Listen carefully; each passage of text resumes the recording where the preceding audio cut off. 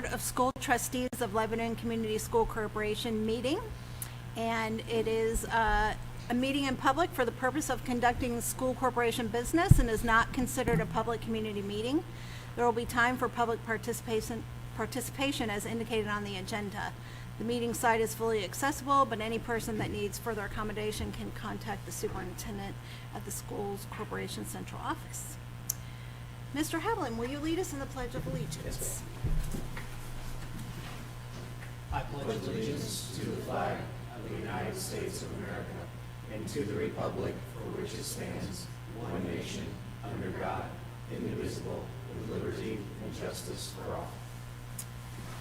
Thank you, and we are missing one member, Mr. Hendricks, tonight, but we do have a quorum. Mission statement. Lebanon Community School Corporation challenges everyone every day to reach a new best. All right, thank you, Mr. Clauser. Our next agenda item is approval of the regular meeting minutes from October 14th. Does anyone have any questions or clarifications for those meeting minutes? Can I have a motion to approve those minutes? I'll make that motion. Thank you, Mr. Parks. Can I have a second? Second. Thank you. All in favor say aye. Aye. Anyone opposed? All right, superintendent's announcements and celebrations. Thank you, Mrs. Hutchison. This evening, I just have a few. I wanted to share our congratulations. You may recall us congratulating Lauren Argotti, who was successful in FFA and was successful in running for a state office. She finished third in the nation on that project. Our recent FFA convention held here in Indianapolis. So I just wanted to give her another shout out and the program for all they do for our students. And I think I don't know if we uploaded it for you yet in your notes, but you should potentially have a picture of her with her bronze medal in your notes this evening.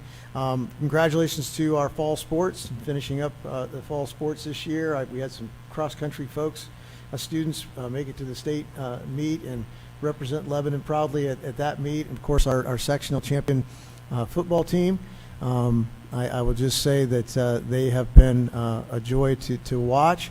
I've had an opportunity to speak to the team, and they were a class organization and a class act all the way through, and gave it their all here on our own home field at regional here last Friday, and did all of us proud. So congratulations, Coach Yoder, his staff, and the students.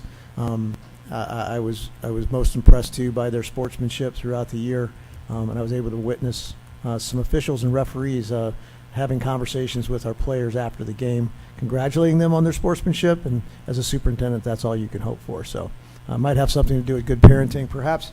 But congratulations to the football team for their great season. And other than that, we will have Thanksgiving break between now and our next meeting. So I just wanted to wish everyone a happy Thanksgiving and count our blessings. So thank you. Right, for sure. Informational items, school construction renovation updates. None. Wow, okay. We're still building things. We're still building things, and they are coming along quickly, which is exciting. So we are moving to our classified consent agenda, staff matters for classified. Thank you. You have your classified, certified, and ECA. This evening you'll see several of our winter sports up for your consideration this evening, so you're that slate of coaches. But I'd just request approval of the consent agenda as presented this evening. If you have any questions, of course, happy to answer them for you. Okay. Can I have a motion to approve the classified consent agenda as presented? You can do all three if you want. Yeah, all right, we can do that. We have certified and ECA. You have those in your briefing notes as well. Do we have Yeah. any questions about any of those? I'll move to approve the classified, certified, and ECA as presented in the notes. All right, can I have a second? I'll second. Thank you. All in favor say aye. Aye. Aye. Anyone opposed? All right, moving on to business matters. Financial update, Mr. Dennis. Thank you, Mrs. Hutchison.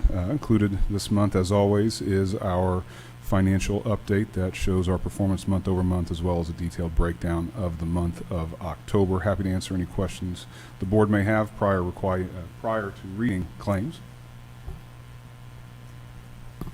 Any questions for Mr. Dennis? Okay, very Okay. good. ask the board to approve claims for 2 October payrolls. That would be October 17th and October 31st in the amount of $2,339,737.73. Looks like claims for the period of $1,364,559.77 for a total of $3,704,297.50. Appreciate the You're board getting action. very good at that. Second nature. I'll make that motion. Okay, thank you, Mr. Parks. And I will second. All in favor, say aye. Aye. Anyone opposed? All right, thank you. Do we have any comments from the public? All right. Mr. Dennis, change orders. Fairly benign month compared to last month's. We do see yet another closeout on a returnage of allowance for Central Elementary. The board will notice that I still have Perryworth and Harney. Again, those projects, Central as well, obviously, are more than substantially complete. Wrapping up some of the retainage work that takes place during unoccupied times, fall break being one of those things. So lagging behind getting the final retainage pay-apps for a few of these items. Again, hopeful that able to bring to you a much smaller change order log in terms of number of rows by hiding any of the 3 elementaries that are complete already. You'll see a notably sizable change order for $78,000 for JBM, which is our general contractor. $50,000 of that is the sidewalk that we added up the main drive of the middle school. Original design intent did not include that sidewalk. We were hopeful that we could modify human behavior as there is a sidewalk included that went along Grant Street and up the eastern side to the main door. However, we did notice students continuing to elect to walk up the drive, which that included a mixture of pedestrian and vehicular traffic. And so obviously student safety is a priority, and despite our best efforts to educate those young men and women where they should be walking, they continue to choose to walk up the drive. So providing a sidewalk there for them was essential for their safety. You'll notice the striping that took place along Grant Street as well as some solar-powered signs that illuminate the crosswalks there. But other than that, a few small change orders at the high school, but all well within our design and plans and budget. So happy to answer any questions on those change orders, but otherwise appreciate your action on those. Any questions? The only thing I notice all these schools, they've got, my math does it right, it looks like still the remaining contingencies of all the elementary schools is north of $1.5 million. Just wanted to, that's excellent to be going where our budgets are actually, our budgets are under, our contingency isn't tapped into. Thoughts on where is that going to go and be utilized throughout the district? Absolutely. So with the elementary schools, with those being capital referendum funded, that pushes more dollars of Hattie B. Stokes Elementary being funded from the referendum rather than the project that taking care of the middle school and transportation. So that opens up a hole, if you will, in that issuance. What that essentially does for us is that allows us to attack preventative maintenance without issuing more debt. We're going to be doing roofs every year. There's an action item coming up in a few here. That is our roof work for summer of 2026.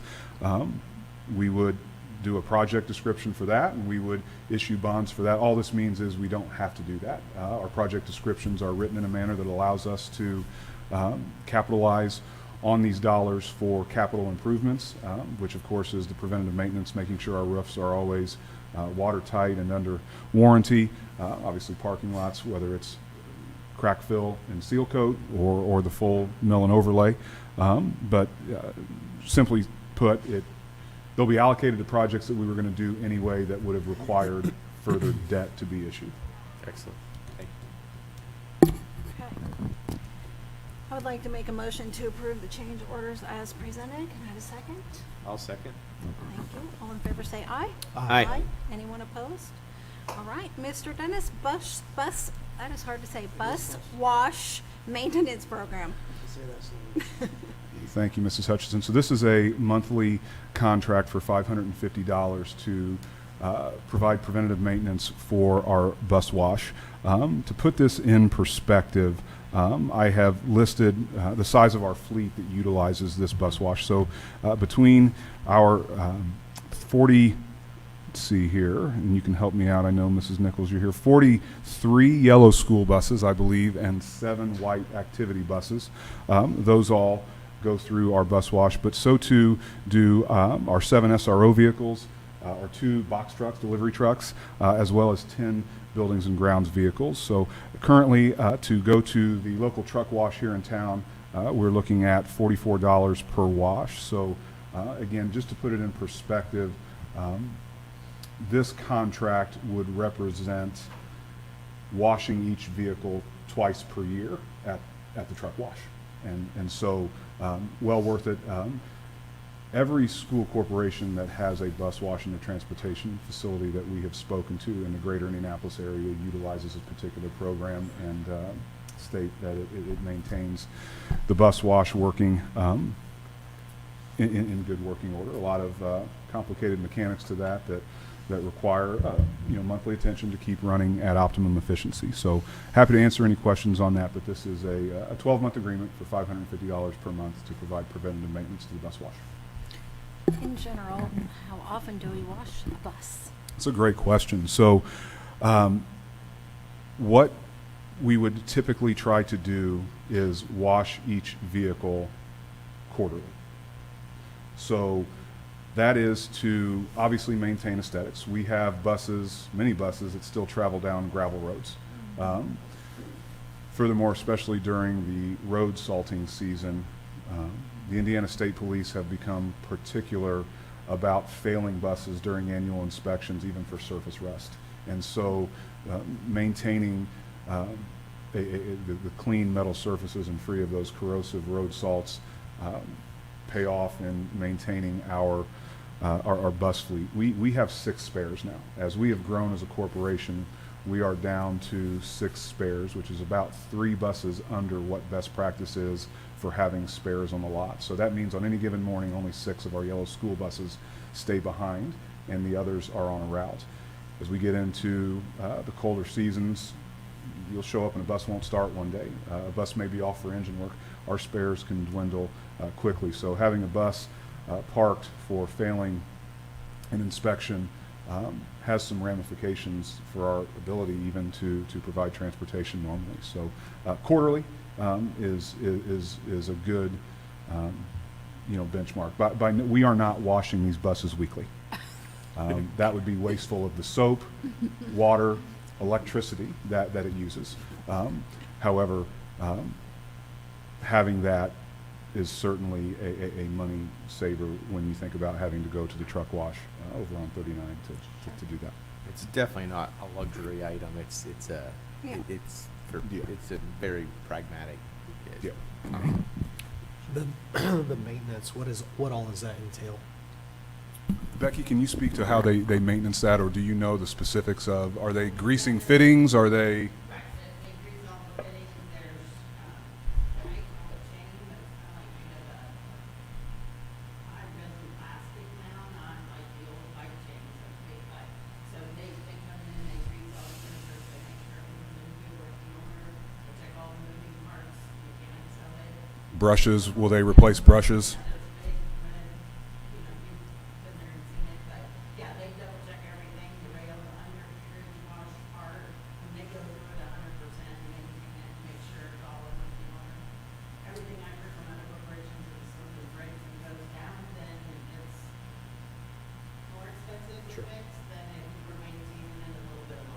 Sure, makes sense. Yeah. Speaking to some colleagues in Hendricks County, they attempted to not do this, and their bus wash was down more than it was operational. And upon engaging with this particular company, their experience has been much more positive. And this is a monthly check they come in? Monthly. Any other questions about that? Okay, can I have a motion to approve the bus wash maintenance agreement? I'll make that motion. Thank you. Can I have a second? Second. Thank you. All in favor say aye. Aye. Anyone opposed? All right. Mr. Dennis, classified raises and pay scales. Always happy to bring these next two items to the board. Unlike certified staff who their compensation changes, you can almost think on a fiscal year basis, August to July.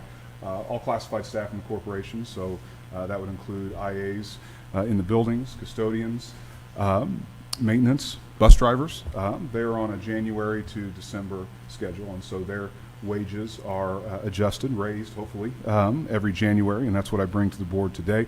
I do have a memo in there to provide the board with a summary there at the beginning, but in true Mr. Dennis fashion, I do get into a bit of detail if you want to keep reading. The general rationale was to average a 3% wage increase. I do want to share with the board that these staff members also got an increase in their board insurance contributions. So when thinking about the total compensation package, it's the wage increase, but also the insurance increase, and then a preview of our next action item, a stipend as well. But the total compensation package, I feel very proud for our classified staff. So if there are any particular questions, if I change the scale to achieve that 3%, the new scale is in there. I believe that happened for every group but one. Those are all in there, comprehensive memo. So happy to answer any questions that you may have, but otherwise very happy to bring this recommendation for classified wage increases to the board. Anyone have any questions about that? Just thank you for doing that. I mean, I know that Yeah. it's not an easy feat to be working through all the moving A lot of parts, so conversations beyond this. a lot of conversations, a lot of changes at the State House that you gotta try to balance too, so I appreciate it. Thank you. Yeah. Excellent work. And another great reason for the operating referendum too. Absolutely. Can I have an approval for the classified raises and pay scales as presented? I'll make that motion. Thank you. Can I have a second? I will second. Thank you. All in favor say aye. Aye. Anyone opposed? All right. That's great. Mr. Dennis, classified stipends. So historically, staff members at this corporation, certified or classified, when able, and we have been able to, the past few years, have been awarded we call it a December stipend. That has always fallen in conjunction with the teacher appreciation grant that is received historically around this time of the year and funds the teacher appreciation grant, which again, the timing is nice. It ends up being a nice little bonus, if you will, heading into the holiday season. And LCSC has then traditionally put cash flow up to then support and fund a stipend for eligible staff members that the teacher appreciation grant does not take care of. That would be administrators and classified staff. As the board is aware, there have been sweeping changes to the teacher appreciation grant. That money is not received until March this year with a 90-day distribution, I believe 90-day distribution, somewhere along those lines. But nonetheless, the normal cadence of a December award is not possible this year. Because of that, we still do value our classified staff. True, yes, and only 20% of the teachers are awarded that now. So bringing to the board a classified stipend in the manner that we have always done. It's just had always been paired with stipends for or I should say tag for teachers and stipends for the administrators as well. Not proposing any administrator stipends. This is purely for classified staff that have been with us for an entire year, so actively employed as of 1/1 of 2025. That's how we've historically done it in the past, and that also is how tag was awarded as well, and it's how it will be awarded, but only to 20% of our teachers this year. So 12-month staff or staff working more than 7 hours a day, bringing a $500 stipend to the board. That was $512 last year, so we were able to get close to that. 10-month staff or staff that are working 6.5 hours or 5 to 6.5 hours, 400. That was $409.60 last year, so within $10 of that. And then part-time staff, $300. That was $307.20 last year. So all within $12 of where they were last year. bus drivers at 500, bus aides at 300. So again, when thinking of the total compensation package for classified staff, happy to bring this to the board and happy to be able to continue. Don't know that I always will be able to continue this. A lot of this is funded from the operations fund with Senate Bill 1, Senate Enrolled Act 1, threatens our ability to continue generating revenue the way we have been, and this may not be possible. I try to be as upfront with staff as possible. I was upfront with staff this year that it could very well be, I'll use the word dramatically lower, whatever dramatically means, but I was happy that cash flow came in such a manner and our projections and cash balance are in a place where we could essentially give a similar to identical stipend as last year. So happy to answer any questions the board may have about this, but also happy to bring this stipend to our classified staff yet again. Administrators, nothing this year. As again, we did not feel as though that if we could not get every teacher the teacher appreciation grant, administrator stipends were not prudent. Any questions or discussion for Mr. Dennis about the classified stipends? Again, just thank you for continuing to be able to do it. Like you said, we don't know if this will always be the case, so I'm happy that we can offer this support this year. Close to exactly what it was last year, which is good. I'll make a motion to approve the classified stipend. Can I have a second? I'll second. Thank you, Mr. Clauser. All in favor say aye. Aye. Aye. Anyone opposed? All right, thank you. And Mr. Dennis, roofing proposal. Bring this to you every year. Etika is our designer of record for our roofing projects here. The board will likely remember that LHS received a partial roof last year. Keep in mind when we attack LHS, there's not enough time in a roofing season to do all the square footage at LHS. So roof sections and different roof sections have different warranties that correspond with when they were installed, and we are attacking the next one to again make sure all of our roofs are always on a 20-year warranty period. It also may be eyebrow raising that Perry Worth is where roof work will take place this year. Not all of Perry Worth, a lot of Perry Worth did get a new roof as a part of the renovation. Not all of it did. And frankly, with the amount of foot traffic that was on that roof for dormer installation and things like that, that is, commercial roofs aren't designed to have foot traffic in that manner. And so it was understood going into these projects that we would likely have to visit that for I'll call it a re-roof. This was not a new roof. This was due to be replaced soon anyway, but in looking at its condition after the renovation, it is definitely time to address this before any water intrusion takes place. So again, Etika's proposals are sometimes confusing. Aaron likes to outlay the budget for the work at the very beginning. You have to scroll to the very last page, which is their fee, $55,250. So that's what you're actually approving tonight, is the fee of $55,250 for the fee for design and construction administration. Any questions or comments for Mr. Dennis? Roofing agreements always make me sad. Roofing agreements make you sad. They just make me sad. That's all I have to say. But whenever I see the numbers, it just is, man. I know. Yes. But if you look at their number compared to the construction cost, construction plus design, it is very reasonable. So, Still sorry. hurts. It still hurts. It still hurts, Craig. It still hurts. All right, it still hurts. We're Keep that sorry. water out. We're sorry, Mr. Clauser. It's only worse if you don't keep the water out. Can I have a motion to approve the roofing proposal from Etika? I'll make that motion. Thank you. Can I have a second? Second. Thank you. All in favor say aye. Aye. Anyone opposed? All See, right. I still voted for it. Mr. Dennis, the SpendBridge customer subscription agreement. You can be sad about this one, Mr. Clauser. This is an item that has historically been funded by the state of Indiana, and it is a casualty of the 2025 General Assembly. The General Assembly was no longer willing to pay for this for public entities. This is a purchasing platform that many staff members in each of our schools have access to. Basically, it's a platform that searches for best pricing for ballpoint pens. There's printer paper on this. Basically, the majority of the supplies that we purchase. This is integrated with our accounts payable system, generates a purchase order for us. This has long been used, well before my time here. It was just never a budget item for us because the state of Indiana always paid for it. This is integrated in many school corporations and many governmental entities throughout Indiana. It is my recommendation that we now pay for this ourselves due to the level at which it is integrated within our norms in the purchasing department of this school corporation. It is $6,000 annually, but I believe that it is necessary. So happy to answer any questions that the board may have or defend its necessity, but bringing the recommendation to you this evening.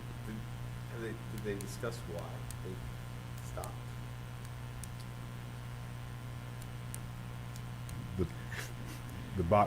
Their bottom line, I think, I don't know why the state stopped. Where's this coming out of? This will come out of the operations fund. I figured I just. Yep. So they reduced our ability to do that because they were increasing our profit. Okay, just wanted to make that clear.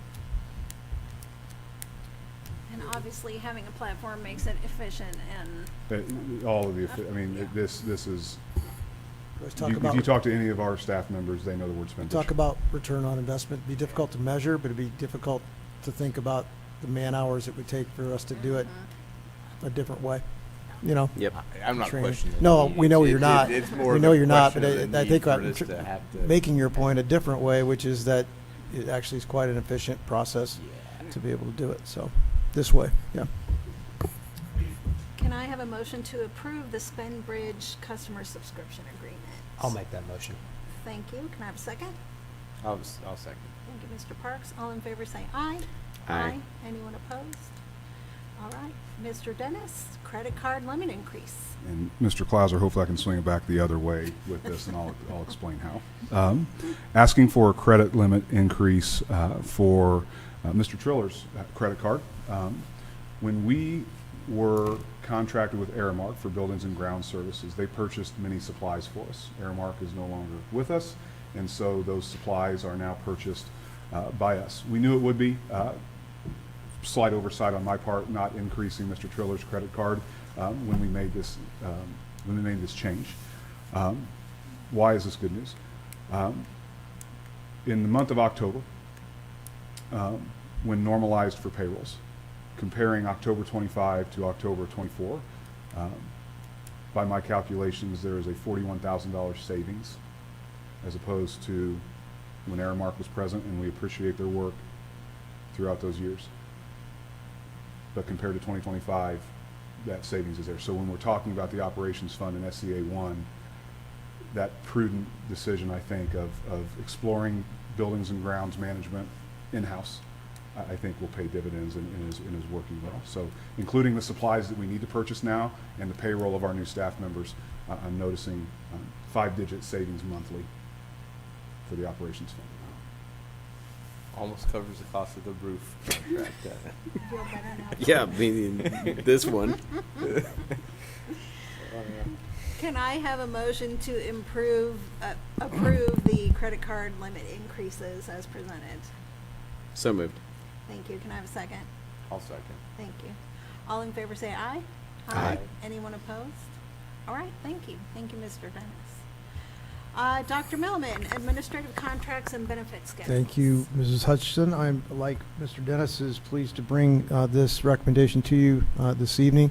I'll talk a little bit about, expand a little bit on what Mr. Dennis brought up about the TAG grant. I think I could have put it in announcements, but we didn't really talk in depth with the board about those TAG changes. I think it may be an appropriate time to do that as we have the applications out to teachers. The sweeping changes that Mr. Dennis alluded to is for teachers receiving an effective or highly effective evaluation. You may recall in the past, all teachers in Indiana receiving that level of evaluation at the end of the year, if they stayed with that corporation for the next year, were eligible for a grant. A lump sum amount of dollars was sent to the public school district to be divided equally among the highly effective and effective teachers. However, there was a statutory requirement that the highly effective teachers receive a percentage higher stipend than the effective teachers. So a substantial number of teachers across the state received that teacher appreciation grant. The sweeping changes is that legislation was passed, went into effect July 1st, and in the statute there are 3 amounts that are available, or 3 tiers of stipends that are available, and they're substantially higher dollar amounts than what would have been received by our teachers across the state. In our district, over 90% of our teachers receive that teacher appreciation grant. Now, the state is saying that no district can provide a stipend to more than 20% of the teachers meeting the eligibility definition that the Department of Education was required to share with public school districts. So for us, that's between 38 and 40 teachers with the number that came from the state. And again, it's a substantially larger dollar amount just to a much, much smaller pool of teachers. I won't wax poetically about how complex school districts are and classrooms are and the differences among subjects and tested subjects and untested subjects, but there's going to be a lot of inconsistent application is the bottom line across the state because it's been left up to the local school districts to determine who they put forth to the state to receive these stipends. So we're all kind of put in a new kind of precarious position as we unfold this. But as Mr. Dennis said, as administrators, we are not going to be receiving a stipend. We would normally align those stipends to a consistent amount with our teachers across all employee classes. But the classified staff is the only employee group that we're bringing to the board for consideration of a stipend this evening. So this administrative recommendation does not include any stipend amount for the administrators.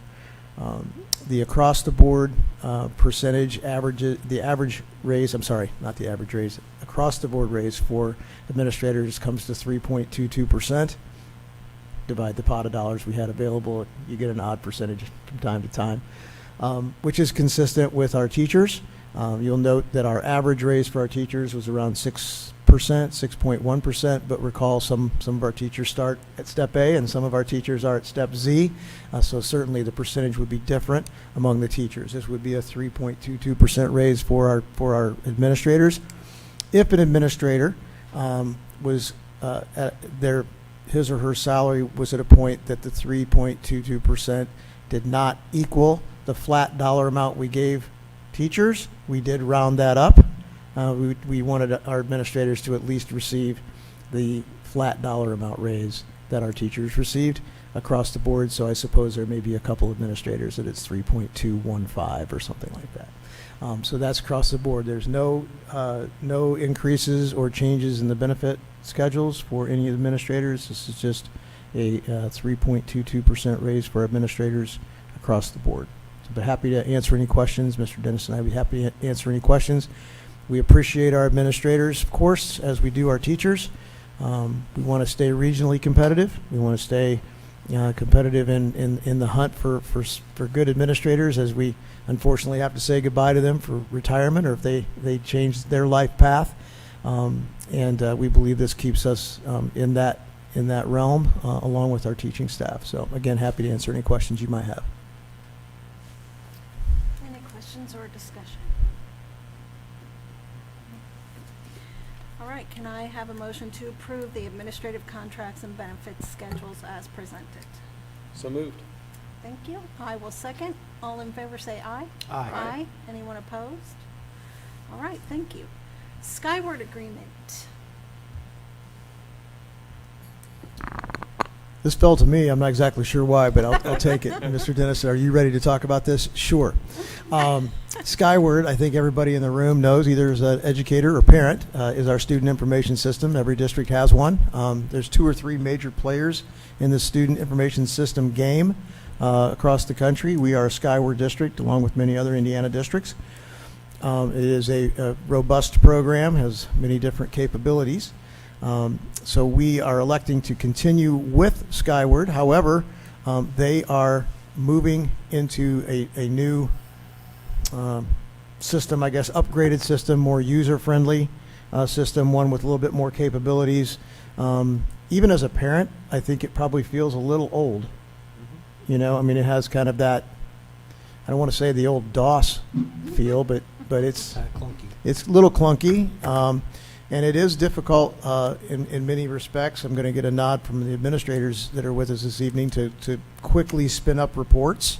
You know, you have to dig and create and clone data and do a lot of inside work. So Skyward is upgrading to a new system. It's kind of an odd term, and they really are going by Q. It's called Q. And we will be migrating to that system by 2027. We are a late adopter of this new system, kind of by design. Didn't want to buy the first model of the car, and we've drug our feet for as long as we can. And I think everybody again up here has gone through a software upgrade to the point where the software manufacturer says you got to get on board or choose somebody else. So we are moving forward with that. That's why this is a more costly proposal and contract than we've had in the past, but it is a more robust program. From one of my former districts and some contacts, I was contacted by a technology director that I used to work with, and he requested if we might. He also was dragging his feet and was a late adopter, and so us, Center Grove, Washington Township, and Mount Vernon have kind of formed a little consortium among school tech directors to navigate this change together. And go through the growing pains together. So we're happy to have some partners as we go through this together in that changeover. But we'll happy to answer any questions you might have about this proposal. But that's why it is a little bit larger number than we've had in the past, and we will be migrating here over the next 18 months. And I probably just gave some people who heard this for the first time, who may be watching this meeting, a little bit of heartburn out in the audience today. Mr. Salzman is geeked up and ready because this is his world, so he's ready to do it. So he may be an in-house trainer before this is all over. But happy to answer any questions you may have. That is my question. I see it says training, but it seems pretty light on the training. Yeah, so is it pretty intuitive of a program? From what I understand, it'll be much more intuitive. I'll give, I don't know, Mrs. Beltran and others can nod or shake their head, but there tends to be some pretty good customer support along the way. I think when we contact Skyward, there's someone there to answer our questions. There are a lot of online help groups, if you will, talking about different aspects of transferring data, Skyward users that might have a common user group that we will lean into. But I expect this to be a bit more robust than we've had in the past as far as training goes. I don't know if anyone wants to lean in on that at all, but that's my impression. So, has anybody seen the new program, the new Q program? Yeah, there's several districts that have it. You've got I think the name of it there. You can Google it yourself and see just how much more modern it feels for all the users. I think we're ready for this. In-house in most of the administrators, and certainly our student data coordinator, Vicki Miller, the thought of changing platforms was not attractive to Mrs. Miller. And she's already been migrating data in a way to prepare for this. So she's already started that process. Mr. Salzman with special education, there's just a lot of information that has to talk to each other on these platforms because we have to get the December 1 count correct for funding. We have to keep that data in that daily exchange with the state of Indiana accurate. And so he works very closely with the student data coordinator. So he's got a little bit of an insight into this change as well with some of his colleagues that are already using the upgraded Skyward. So we have a lot of contacts around the state that are using it. So have I seen it? No, but I only know enough to be dangerous on Skyward. I can look up staff members. I can look up students quickly. Other than that, I phone a friend. But I think everyone else is. I think we're probably looking forward to this. Change is difficult sometimes, but Is this all implemented in-house, or is there going to be crew from them bringing? it's mostly online and virtual trainings, how the Bronson's basically gonna be doing this. Bronson's team. Yeah, it's, and to put perspective on this from the budget side, page 2, you'll see cloud services. And quite honestly, there will be a few more things likely brought to the board next year or the following year. Software companies are migrating to cloud offerings as opposed to hosting on site. To provide reference, when we purchase a server, it's $20,000.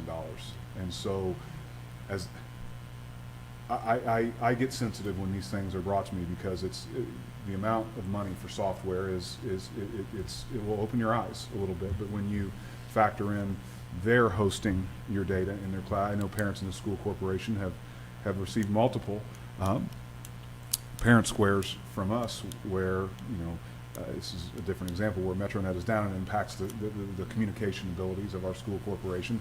Same is true if we were ever to lose a server. Ms. Nichols' entire routing software is on a server, and so one of the first things we're probably looking at is bringing you a cloud-based Versatrans or routing module. That alleviates capital expenditures for us down the line. So it's forced migration in a way. Companies we're just not going to support this anymore, and so it's like it or not, it's unfortunately just a necessary requirement for operation. It'll be interesting to see on the staff side of things. Workarounds probably have been done to get to know Skyward now. You have to find Probably, you're yeah. going to change processes and procedures that you don't even know. Yeah, right? there's going to be some of that. We know that we have some changes and improvements we need to make to our enrollment and registration process, and we're all geared up to do that beginning with the 26-27 school year anyway. I think even though we'll be migrating to a newer version of Skyward, I think our efforts to streamline that for parents, bottom line is we're not going to make returning students' parents jump through as many hoops as you currently do through the registration process. So it should be quicker, more streamlined, more efficient. And I think some of those changes, it's the perfect time to be setting that up in the new system as well, on the side by side with Vicki and her office, so that it might still look like Skyward for 26-27 that you're used to, but we're already building the ship off to the side and test driving some of that, what it'll look like for 27. So we're making some internal efficiency changes around the use of Skyward. So I think this is a good, as Mr. Dennis said, it's forced migration, so I guess it has to be a good time, but we're ready to do it. Any other questions or comments? Can I have a motion to approve the improved Skyward agreement? I'll make a motion. Thank you. Can I have a second? Second. Thank you. All in favor say aye. Aye. Aye. Anyone opposed? All right, thank you. Dr. Millman, second reading of policy updates. Thank you. Some of the policies that were presented to you for your first reading, you had an opportunity in your packet to see those, and if you have any questions, we'll be happy to answer them. Otherwise, I respectfully request approval of these official changes to your policy manual. And we were all sent these policies. Does anyone have any questions about the policies or corrections? Okay, I'll make a motion to approve the second reading policy updates. Can I have a second? I'll second. Thank you, Mr. Clauser. All in favor say aye. Aye. Aye. Anyone opposed? All right, Tiger Cubs pre-K curriculum adoption, Mr. Well, it doesn't, Okay. Mr. Hunt changed Mr. Hunt is changed not- look. Yes, yes. Mrs. Zim, as she's coming up, I'll just say these are always exciting moments as we're launching Tiger Cubs pre-K, and so we get an opportunity to talk a little bit about the curriculum we're adopting. Mr. Clauser was able to join us from the board prior to this meeting. We got a little tour of it under construction today, and it's exciting to see that coming to life. This is just one of the next big steps in preparing to launch that here next year. So, this I is love it. the little cub. I really do. Yeah. Yes, Everybody loves it. very cute. Yep. Good evening, board. Mr. Hunt could not be here tonight, so I'm here. In your background notes is information regarding our request for approval for our preschool curriculum, McGraw-Hill Wonders, that would begin in the 26-27 school year with the opening of our community preschool. It would support our developmental preschool as well as our community preschool classrooms, both at the new center and Perry Wolf Elementary. We reviewed several curriculums, actually many curriculums, with our current DPK staffs, our elementary instruction coaches. We had some of our kindergarten teachers look at it. And overwhelmingly, this is what they selected, was McGraw-Hill Wonders. We currently have a couple other adoptions that are through McGraw-Hill for elementary and Lebanon schools. It's a robust, developmentally appropriate curriculum that focuses on themes for common school language, but also supports academic, social, and emotional growth. So at this time, we request your approval, but I'm surely open to answer any questions you may have. Yeah, so I think this is great in terms of starting to kind of flush out what the curriculum's actually going to look like. I think a lot of the people, when we formulated this, were excited about the fact that this was going to be a program with a specified curriculum. I don't know if you can answer this or not, but is this something that differs from most of your typical options in the area in terms of what curriculums may be, in terms of if it's been, tested, or how it tests comparatively to just, regular other daycare options? Okay, that's a great question. So this is a research-based curriculum. McGraw-Hill, as you know, does curriculum K-12, so they certainly are not going to put something out that isn't research-based. I will say that many preschool / daycares do not have an adopted curriculum like this. You can see the cost in your board notes, your background notes, that it can be costly, which is a barrier for them. So sometimes they have more of a locally created curriculum. The state of Indiana puts out early learning foundations, so lots of programs will go based off those standards and then create their own thing. This one also aligns with the Indiana Early Learning Foundations as well. But yes, some of the neighboring districts around us do not have, and even school districts don't have an adopted You consider curriculum. this a robust academic curriculum, academically focused curriculum, understanding, and we just put the finishing touches on a couple mailers / flyers that you'll see tomorrow, and we'll be circulating those. That we also know we need structured play and we need creative arts. We're talking about a preschool, right? So when you talk about academic standards, everything is relative, but we're also talking about kindergarten readiness and first grade readiness, right? And there's stages in learning to read and reading to learn and learning to read, and we're in the learning to read stage in these formative primary grades. And so we wanted to adopt a curriculum that not only aligned with Indiana standards, but also the requirement of science of reading. And Mrs. Inman could teach a seminar on phonics-based learning to read and phonemic awareness and all of that, and that's what this is going to bring to the table. So But when it we talk also, about research, it does not leave out all those important pieces, the social, emotional, physical health, mental health, all of those, creative arts. It has all of those components in this curriculum. It's certainly developmentally appropriate, but it's definitely exposure to and direct instruction and reading and math and science and those things for that age. students at all ages, including our ages, learn well with manipulatives and hands-on learning, and programs like this will integrate that with manipulatives for the students. And so I'm just That will excited be to. in one of the Can you next- tell how excited I am to go across the hall and watch the Yeah, kiddos one do of those this? things that it's cool to see from the foundation is what it's going to change, and like this, how many years down the road, when we look back at this and see what. It's an investment. It's And an that's why I asked the investment. question too. I think it's just Yeah. really exciting to see an actual curriculum, an actual plan in place for this, because I think that's something that's just going to set this aside and, hopefully keep us a step above, and prepare our kids. So I think it's excellent. So thank you. All right, can I have a motion, to approve the Tiger Cubs pre-K curriculum adoption? I'll make that motion. Thank you. Can I have a second? I would second. Thank you. All in favor say aye. Aye. Aye. Anyone opposed? Very exciting. Thank Mrs. Inman and her team. I Yes. didn't have an opportunity to do that, but this was a heavy lift for them. So Absolutely. her, Thank you Mr. guys very Hunsford. much. Thank you. Out-of-state and overnight trips, Mr. Martin. I have two wrestling, one boys and one girls trips on your agenda. One of them is further out. It's for the semi-state tournament in The other one is the end of this month. It's the day after Thanksgiving tournament.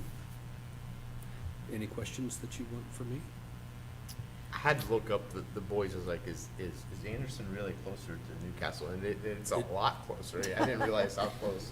I was like, yeah. So, yeah, it makes a lot of sense. All right. Can I have a motion to approve the overnight trips for both boys and girls wrestling? I'll make that motion. Thank you. I will second. All in favor say aye. Aye. Anyone opposed? And before I do our upcoming board meeting events, I would like to have a moment of silence for Chris Lasley, who unfortunately passed away recently. She was a beloved teacher in this district for 25 years, so we remember her husband John and their family as they navigate without her.